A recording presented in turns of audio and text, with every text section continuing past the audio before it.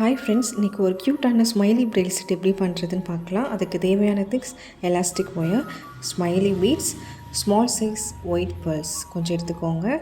இப்போது அந்த ஒயரை ஒரு டபுள் டேப் யூஸ் பண்ணி ஸ்டிக் பண்ணி வச்சுக்கோங்க.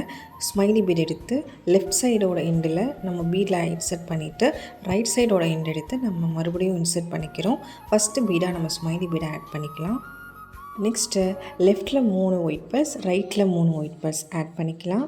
அதுக்கப்புறம் ஒரு ஸ்மைலி பீட் எடுத்து லெஃப்ட் சைடோட எண்ட்லேயும் ரைட்டோட எண்ட் எடுத்து அந்த பீடோட இன்சர்ட் பண்ணி நம்ம லாஸ்ட்டு பீடை ஆட் பண்ணிக்கலாம். இப்போ இந்த ஸ்டெப்பை ரிப்பீட் பண்ணோம். லெஃப்டில் 3 ஒயிட் பர்ஸ், ரைட்டில் 3 ஒயிட் பர்ஸ் அண்ட் ஒரு ஸ்மைலி பீட்.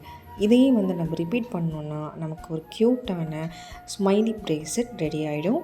இந்த பிரேஸ்லெட்டை உங்கள் பேபிஸ்க்கு கிட்ஸுக்கு ஏற்ற மாதிரி ஸ்மைலி ஆட் பண்ணிக்கலாம். பீட்ஸை கம்மி பண்ணிக்கலாம், கூட்டிக்கலாம்.